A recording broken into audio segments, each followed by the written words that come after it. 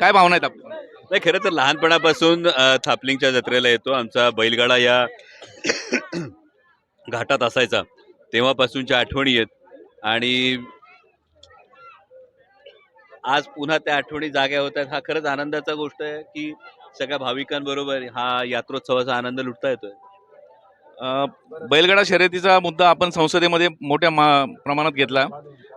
त्याबद्दल बैलगाडा शर्यत देखील सुरू झालेली आहे. काय भावना आहे, काय कसं सांगाल? नाही, खरोखर आज थापलिंगच्या या घाटात येत असताना जवळपास 1-1.25 किलोमीटर मी चालत आलो. एवढी ट्रॅफिक जाम होती.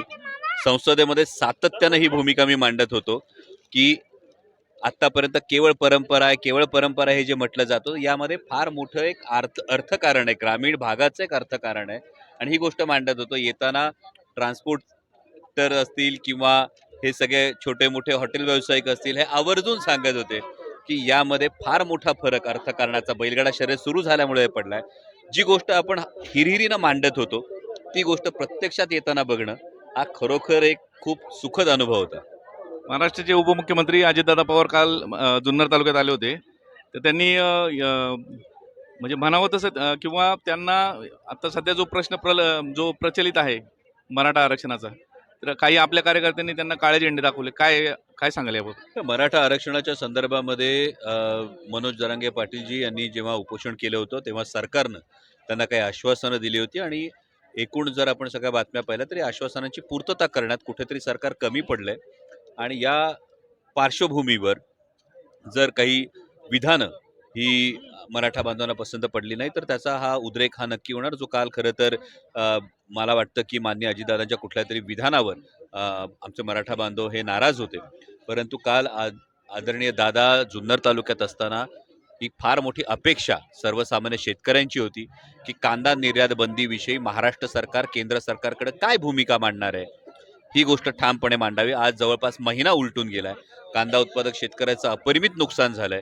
आणि त्यानंतर आम्ही प्रयत्न करू इतकं मोघम उत्तर दादांसारख्या अगदी रोखठोक भूमिका घेणाऱ्या नेत्याकडून खरं तर शेतकऱ्यांना अपेक्षित नव्हतं. आणखी ठोस भूमिका ही अपेक्षित होती. त्याचबरोबर बिबट प्रवण क्षेत्रामध्ये ही जी दिवसा 3 फेज लाईटची वारंवार मागणी होते. परवा सुद्धा आमची एक भगिनी सौभाग्यवती सुनीता बनकर या बिबट्याच्या हल्ल्यातून केवळ त्यांच्या धाडसामुळे वाचल्या. या सातत हे हल्ले होत असताना या संदर्भामध्ये जर विदर्भामध्ये दिवसा 3 फेज लाईट दिली जाते, तर या पद्धतीनं अखंडित 3 फेज लाईटचा पुरवठा आमच्या भागात का नाही, हे खरं तर उपमुख्यमंत्री पदावर असलेल्या मान्य दादांकडून ही अपेक्षा जुन्नर तालुक्यातल्या नागरिकांना सर्वसामान्य शेतकऱ्यांना होती.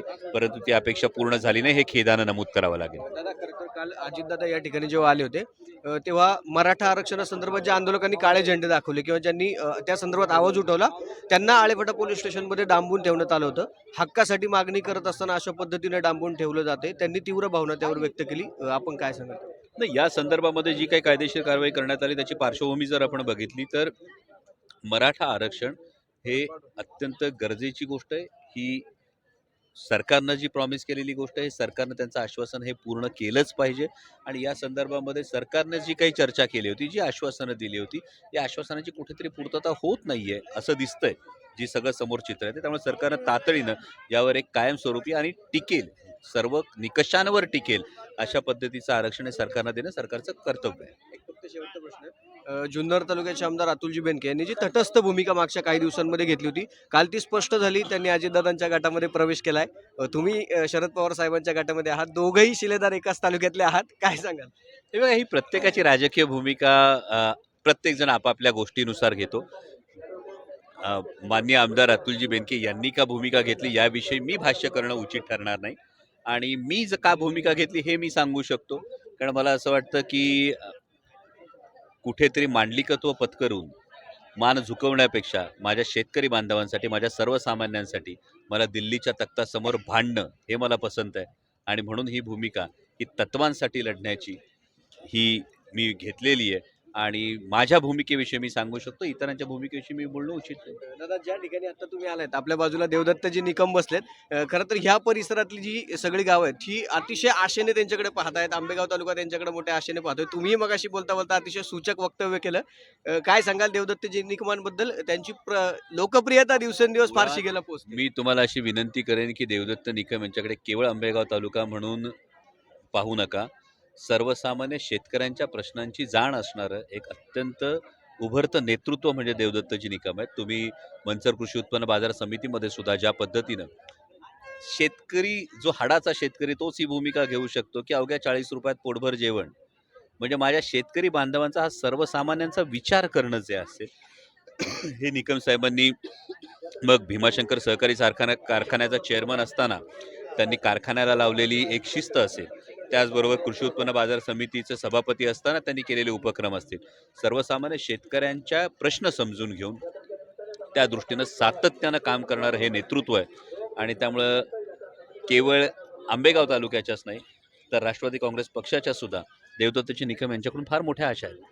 जुन्नर तालुक्यात आणि आंबेगाव तालुक्यात दोन्ही ठिकाणी कारखान्याचं नेतृत्व करणारी मंडळी सध्या एका वेगळ्या दिशेने पावलं टाकतायत. तुम्ही त्याही ठिकाणी एक सूचक वक्तव्य केलं होतं. भविष्यात काही वेगळं चित्र दोन्ही ठिकाणी पाहायला मिळेल. हे बघा, हा संपूर्ण भाग जो आहे हा आदरणीय शरदचंद्रजी पवार साहेबांच्या विचारांवर चालणारा भाग आहे. या संपूर्ण भागाचा जो काही कायापालट झाला यामध्ये आदरणीय शरदचंद्रजी पवार साहेबांचं हा सिंहाचा वाटा आहे, फार मोठं योगदान आहे आणि हे इथला प्रत्येक माणूस जाणतो.